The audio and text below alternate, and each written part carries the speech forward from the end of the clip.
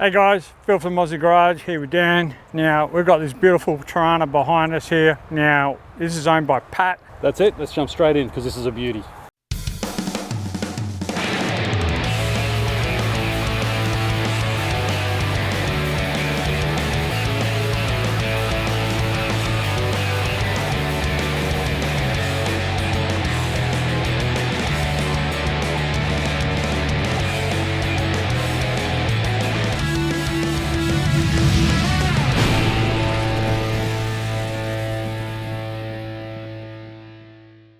All right, hey everyone, today we're here with Pat.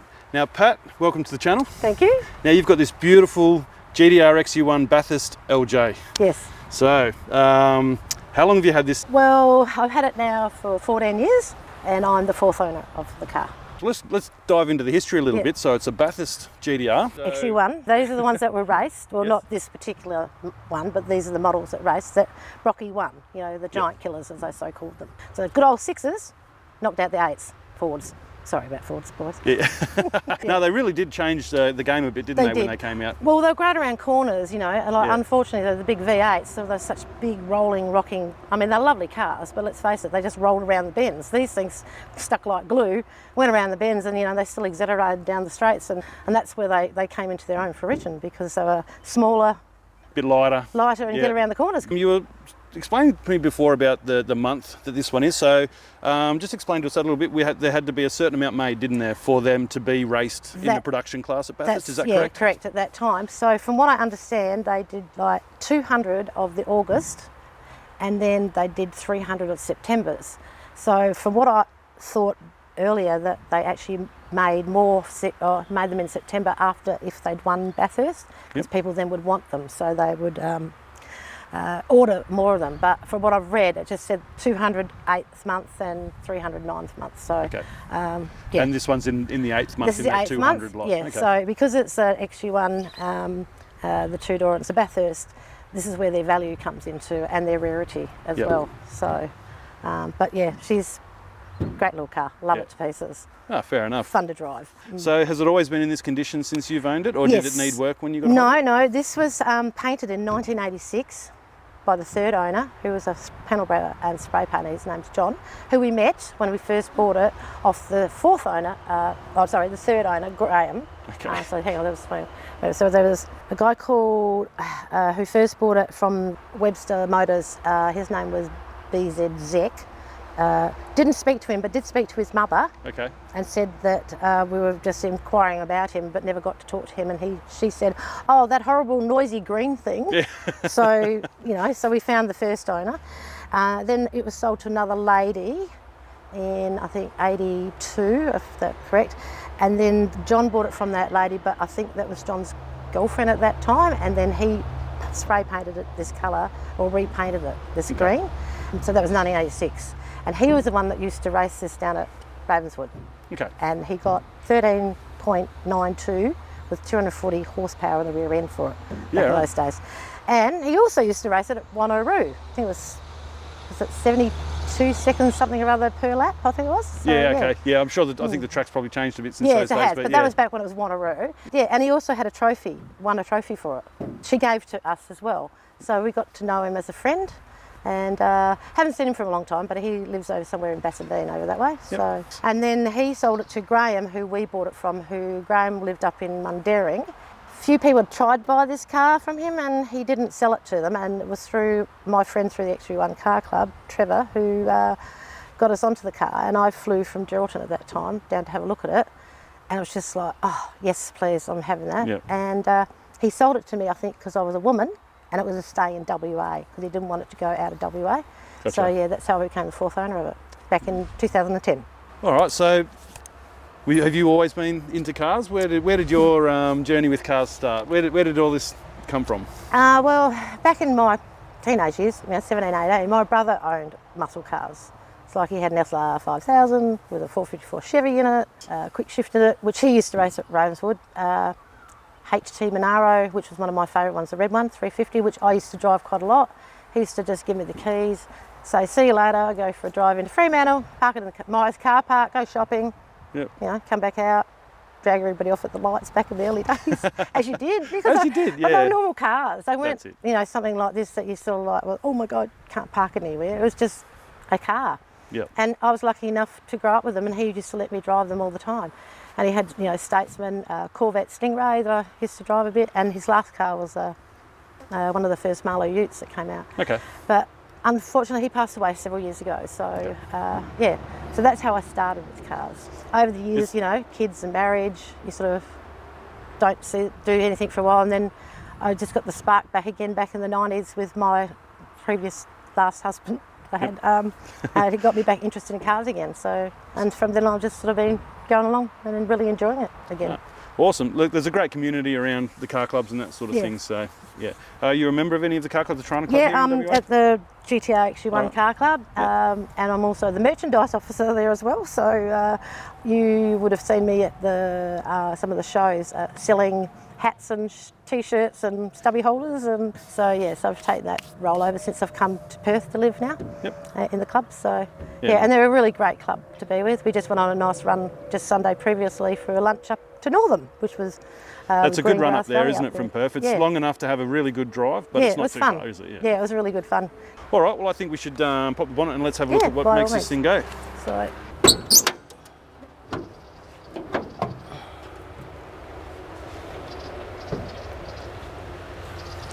Okay, so versus what it came out within the factory, as far as well, yes and no. yes and no. I'm sure some things have changed Yeah, over well- the years. I'm definitely sure of that. Well, the 202, 6 would have had the Strongbergs on it. Yep. Like I said, possibly it may have come with a wide cam, or maybe it may have one put in. Okay. Some came with them, but the lifters and the Yella Terra roller rockers and that obviously did not come with it. And I'm not sure whether these were the same extractors that are on there that John put on for racing and for dragging. Yep.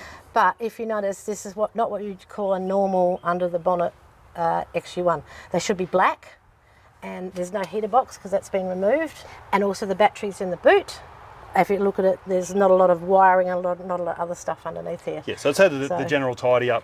There's Yeah. it's a sort of 80s tidy up, 80s, 90s tidy up. Well, basically for dragging. So Yeah. they always had the batteries in the boot for dragging or for racing for, for safety reasons, fires or whatever. I assume that's what they used to have them for. So Yeah, of course. yeah.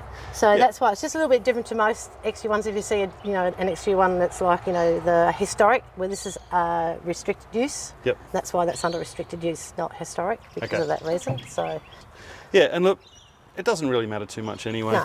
Sounds like it's a great little engine from what you've been telling us. And it almost even sounds like bar the Yella Terra lifters and roller rockers and that sort of thing, then she's probably pretty close to being in that standard configuration. Well, it would be other than that. So, but it does have a larger radiator as well.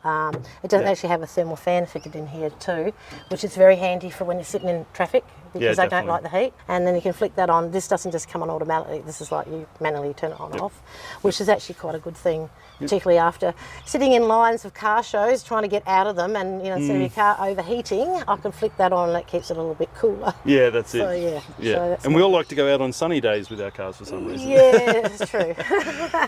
So you mentioned the cam, something you said was a factory option, but you're not sure whether this one had that factory option? It could be a factory option, so I wasn't sure. From what they said, they were supposed to be HM extractors, which I'm not really sure what HM, but it's just another brand name. Whether they're still there or not, but I couldn't see why they would take them off anyway. I mean, extractors are one Extractor thing is for- extractors, Yes, exactly. So, So what gearbox and diff have you got behind this one? Do So you know this is M21 gearbox, which is your normal, and speed, yep. 278 diff ratio. Okay, so quite Quite tall. Yep. Yeah. It does about, if you want to push it, about 50 k's in first gear, and then like I said, I had it up to 120 in third kilometres. I think it still had a few extra legs to go. Yeah, fair enough. Yeah, but these were a careful. good little engine, like balanced up nicely and everything and tuned up. They Yes. went very, very well. So, Yeah, and they especially did. in such a light little car like this, so no wonder they did well at Bathurst. Yeah, they did. Yeah. Yeah. So they are great. And just recently I put a bit of soundproofing right through it as well. Try and sort of make it a little bit less noisier when you've got the windows wound up and you want to talk to your passenger. But these things are sort of like race car sort of specs, so they are a bit noisy anyway. Well, Everything to keep the weight out of them, I believe. well, yeah, and I had a friend just recently that came over with his lovely hatchback, his SS LX hatchback, and that thing was absolutely, he let me drive it, which I'm really lucky because I get to drive lots of cars like this. Yep. Beautiful to drive. Like I'm saying, we're not doing 80 k's. I said, if you is your speedo correct? He goes, oh yeah, it is. And I was like, it was just so smooth and so quiet compared to this. Yeah. You know, it was just lovely, really, really nice. It was almost like driving a normal everyday car. Yeah. So yeah, so that was just the difference. Let's head around and have a look in the trim. No worries.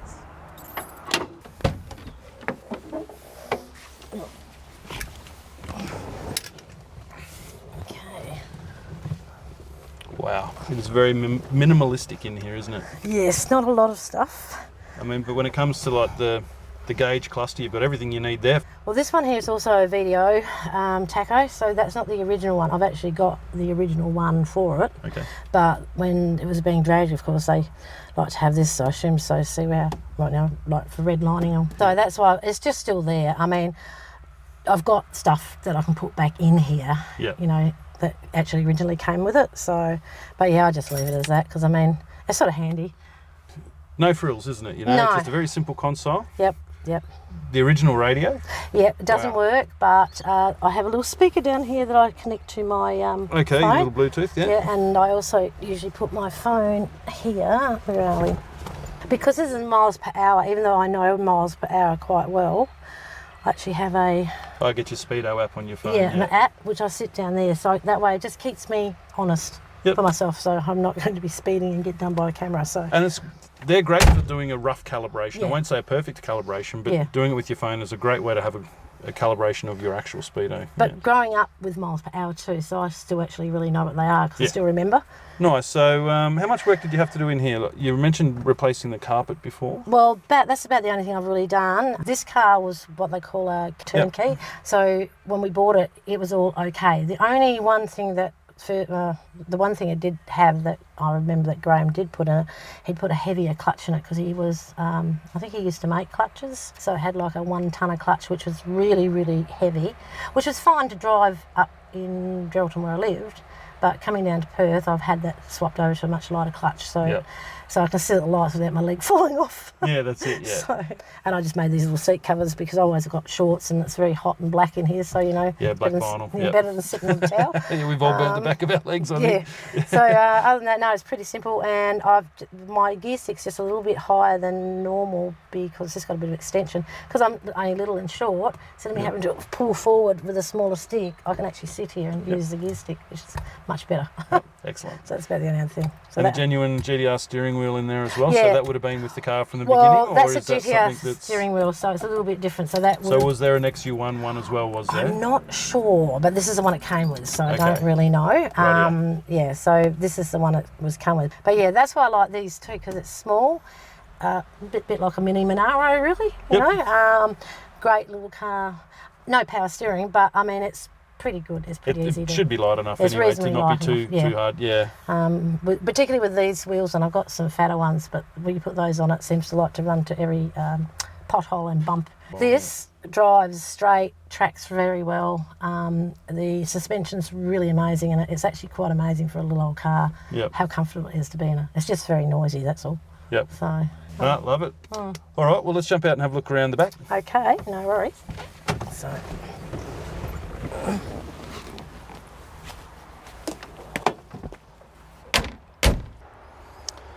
All right, so looking at the back here, I'm seeing a couple of cannons hanging out there. So tell us a bit about the exhaust system in this thing. Well, my ex-husband actually made the exhaust for it. I have to say, he did a very good job of it. So it's a bit of a straight-through system. Yeah, no, it sounds really, really good, and it usually sounds a bit more like a V8 than a 6. Yeah, nice. So yeah.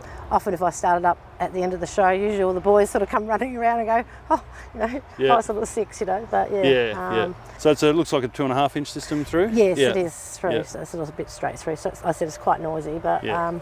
it suits the car. Yeah. Oh, So I think it needs to be that way. yeah, I think so too. All right, let's have a look in the boot.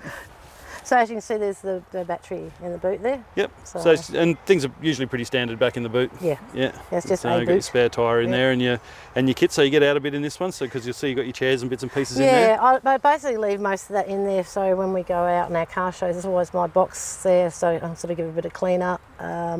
Always take a spare tyre. Although they don't seem to fit in the little side bit where they're supposed to. Yeah. I've actually got a larger jack in there as well. I don't have that stupid little jack. There's no way I'd try and put it up on that thing. Yeah. No, that's certainly a good idea. Yeah, and I've got like a strong bar and a sort of socket thing. Yep. So, but thank the goodness, necessities. keep fingers crossed. I haven't actually had to change one on the side of the road. Not in this. I have done it before in other cars though. Yeah. So, Yeah. funny story, a long time ago when I was in Geraldton, I had a flat tyre on my SS wagon, and the jack, there's something wrong with the jack, I can't remember. Anyway, these two young fellas turned up in a four-wheel drive, like mining young guys. And thank God someone's, and because I couldn't get the bolts undone very well, even though I jumped on them. They came and undid the bolts, but I had to actually show them where to put the jack and how to undo all the nuts, across from each other, because they had no idea. And I'm thinking, you're supposed to be a guy, Yeah. boys, don't you know this stuff? And so here's little old me instructing. And they were really good. They actually changed the tyre for me and sorted it out. Yeah. So I had to tell them where to put it and how to do it, and so anyway. But yeah, and you do know about the fuel tanks and these things, don't you? I have heard that they did do a bigger fuel tank for Bathurst in these. Yeah, I think Yep. they're 35 gallons, which turns out to be 70-something litres. Yeah, so they're actually quite a large tank for a small car. Yeah, get those extra few laps. Yeah. That's it. So, Yeah. and that's why they stick in the boot, half it's, because they're actually like about this high. The purpose always was that race aspect, wasn't That's it? exactly right. So yeah. the more the right balance of fuel in there to get the maximum amount of laps. Yeah, perfect. So, yeah, anyway, so that's just a little thing. Yep, awesome. So, All right, let's go cruising. so I'll get out of time. I'll slow down a minute. Just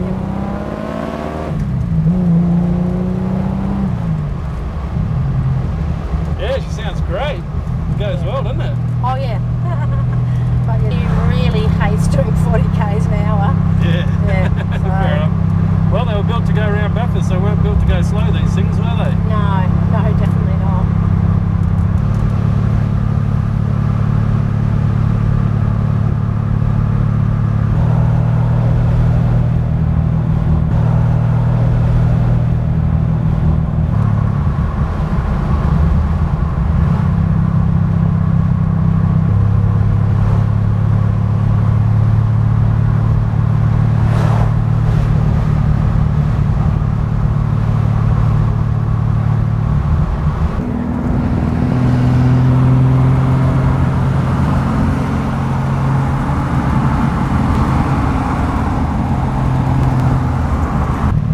Yeah, she feels great. Like, it's just smooth. It's got a really nice tone to it, the exhaust. Yeah. But see how straight it drives? Yep. It's one really fantastic little car.